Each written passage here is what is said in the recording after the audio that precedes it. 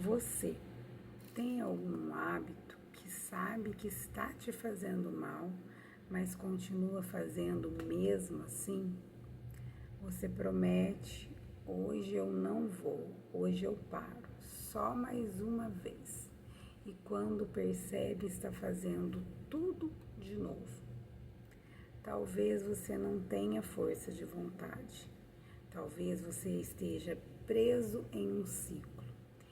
E quando a gente fala em vício, logo a gente pensa em drogas, álcool, cigarro, mas existem outros comportamentos. Esses são vícios químicos, mas existem os vícios comportamentais, que são, por exemplo, o vício em rede social, o vício em a compulsão alimentar, que também podem dominar a nossa vida. Passar horas no celular, comprar para aliviar a ansiedade, comer mesmo sem ter fome, jogar sem conseguir parar, precisar constantemente da aprovação das pessoas, até procurar relacionamento que nos fazem mal para se transformar em um padrão difícil de romper. O problema começa quando aquilo que deveria ser uma escolha começa a parecer uma necessidade. Você não faz porque quer, você sente que precisa. E muitas vezes alguma coisa por trás daquele comportamento, solidão, ansiedade, medo, frustração, estresse.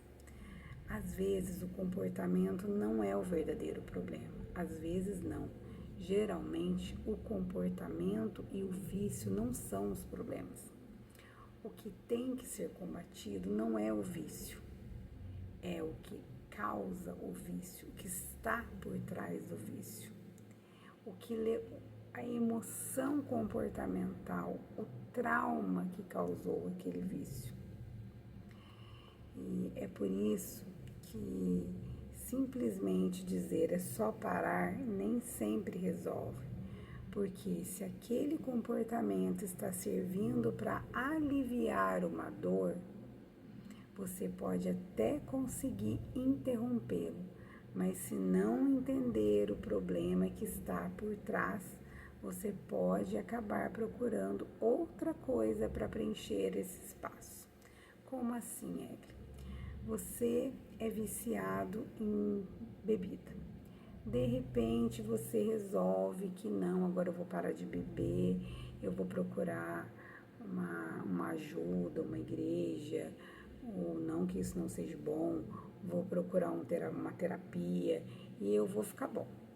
Aí você de repente começa a fazer ali e sente que tá melhorando. Nossa, eu tô melhorando, mas você não percebe que o real problema, a raiz, o trauma, a traumatização que causou aquele problema, que desencadeou o vício, que o vício nada mais é do que uma satisfação. É uma satisfação daquele trauma, aquela vontade que alivia aquela dor naquele momento. Então, você usa o vício para se aliviar, para ficar distante daquele sofrimento por alguns momentos, porque o vício ele desperta na gente uma descarga emocional de hormônios que aliviam aquela dor. Por isso o vício é tão satisfatório e essa delícia, esse sentimento relaxante dura tão pouco tempo e a gente procura mais e mais e mais. E assim, quando a gente consegue, vamos dizer que teoricamente, se livrar do vício, mas sem tratar o real problema, a gente simplesmente transfere. A gente sai do vício da bebida e aquilo fica inconscientemente sem cura.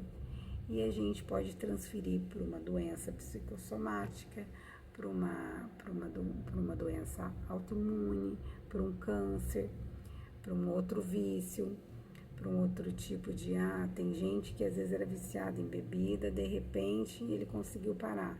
6 meses depois ele desenvolve uma doença autoimune. Por quê? Porque o real problema não foi tratado.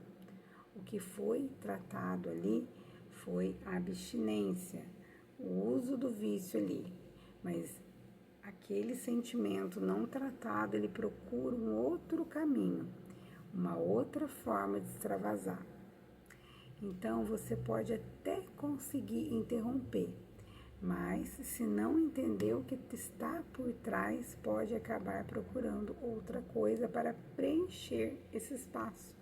Você troca um vício por outro, troca um comportamento por outro e o ciclo continua.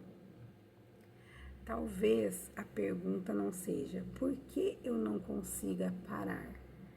Talvez seja o que eu estou tentando não sentir. Essa pergunta pode ser muito mais difícil, mas também pode ser muito mais importante, porque ela sim vai mostrar o que é o problema, o que está te incomodando, o que está causando, qual é o trauma que você está carregando. Existe uma coisa que você precisa entender. Pedir ajuda não significa que você é fraco. Reconhecer que você perdeu o controle pode ser justamente o primeiro sinal de que você quer se recuperar. Não deve ter vergonha de procurar uma ajuda profissional. Dependendo do tipo do vício, o acompanhamento de um psicólogo, um psiquiatra, um profissional especializado, como uma neuroterapia, um psicanalista pode ser fundamental. Então, hoje, em vez de se perguntar por que eu sou assim, tenta se perguntar o que acontece comigo, porque existe uma diferença enorme entre se culpar e começar a se compreender. E talvez a sua mudança não comece quando você finalmente conseguir parar. Talvez ela comece quando você tiver coragem de descobrir por que você começou com o vício. Qual foi o motivo? Então, assim, nós que estudamos, que nem eu estudo a psicanálise e também a neuroterapia, que elas divergem em alguns conceitos ali, o que a gente procura? A gente muitas vezes procura a psicanálise como uma prevenção,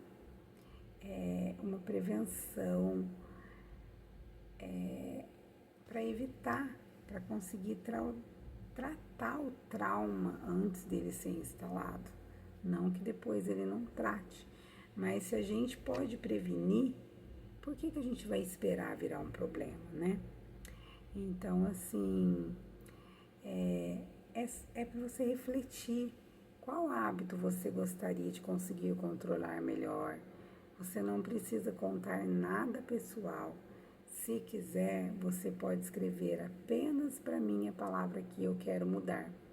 E se esse vídeo aqui falou com você, você lembrou daquela pessoa que tem um vício, compartilhe com alguém que talvez esteja precisando ouvir isso. Eu sou a Egli de Freitas e esse é o canal Humano em Pauta. Aqui a gente fala sobre aquilo que muitas vezes a gente sente, mas nem sempre a gente consegue explicar. Então, se você conhece alguém que tem um vício, que tem vontade de se tratar, passa esse vídeo para essa pessoa, pelo menos para ela ter um entendimento de que o vício, ele é só, vamos dizer, é só um nome. Ele tá ali só para um alívio imediato, que o problema é mais embaixo, o problema é lá dentro. Então, a gente tem que tratar primeiro o que está machucando. O vício é só uma consequência, tá bom, pessoal? Então, se você conhece alguém ou se você mesmo se identificou com esse vídeo, segue a gente vai ter mais vídeos assim, se puder, compartilhe, tá bom? É um conteúdo que eu espero que possa ajudar muita gente. Um grande abraço.